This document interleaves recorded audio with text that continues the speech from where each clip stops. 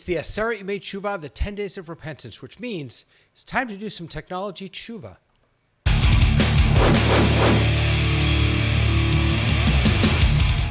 Hey everyone, David Paskin here, your Torah tech guy, and I'm here to share with you some great tech for your great Torah. Today, I wanted to talk about these days that we're in between Rosh Hashanah and Yom Kippur, the Aseret Yemei Teshuvah, the 10 days of repentance. You know, this is the time of year, of course, when we think about, should I go to the gym? What should I quit? What should I start? Should I read more? Should I not do this? Should I do that?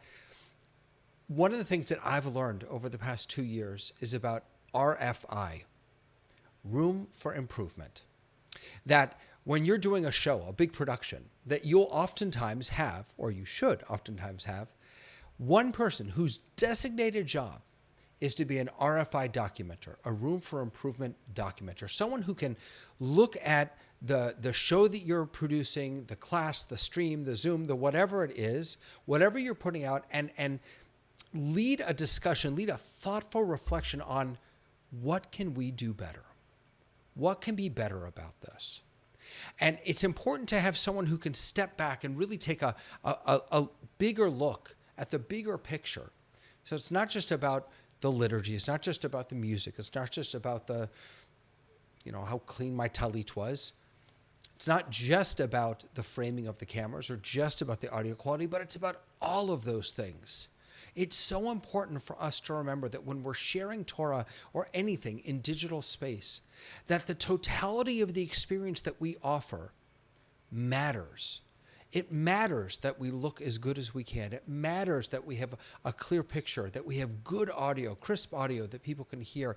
It matters that we can see our participants, that we can react to them in real time, that we can bring their chat, their thoughts, their questions into whatever it is that we're presenting, that we're engaging and creating a dynamic, creative, and engaging experience for all of our audience, for all of our learners, our daveners, our prayers, our whoever's. To do that requires that every time we go live, every time we lead a class, every time we lead a service in Zoom or on YouTube or wherever it is, that we take some time to reflect, that we take some time to do some technology teshuvah, and that we look holistically at the entire experience.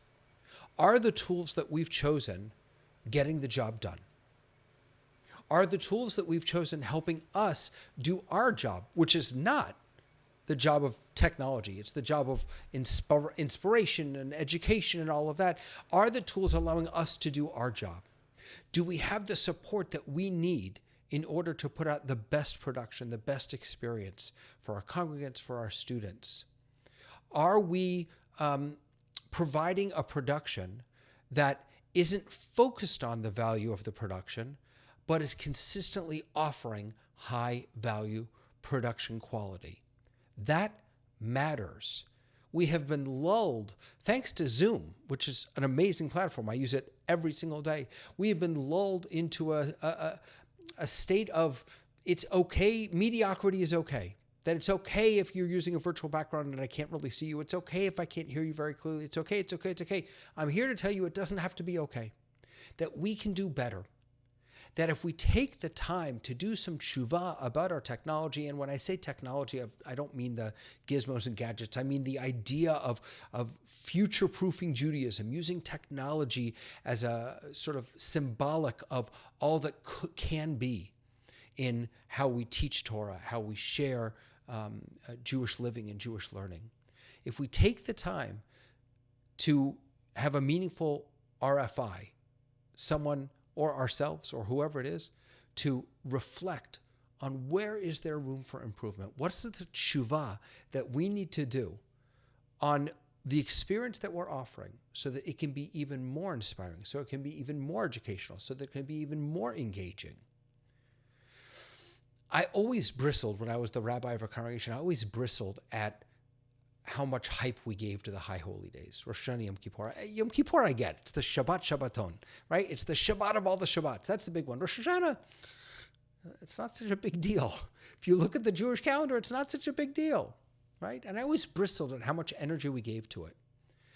And so when we're done with all of these days and we are reflecting back, by the way, Don't wait a month or 2 months or 3 months or 6 months or till next year to reflect. Carve out a few hours the week after. In fact, if you haven't already done some RFI for Rosh Hashanah, you may want to do that this week before Shabbat comes in.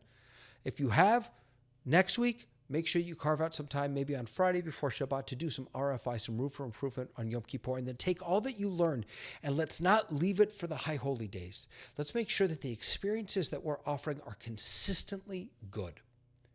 That the energy that we put into having a good stream or a good Zoom experience for the high holy days is the same energy that we put into creating that experience during the week, for Shabbat, for our classes, for Minyan, for whatever it is. Every moment doesn't have to be the heaviest lift, but every moment can be an opportunity to do better than we did before. That's what Teshuvah is all about, right? So technology Teshuvah, doing an RFI on what you're offering and trying ever so slightly every day to make it just a little better, eventually leads to having a stellar product. I can tell you that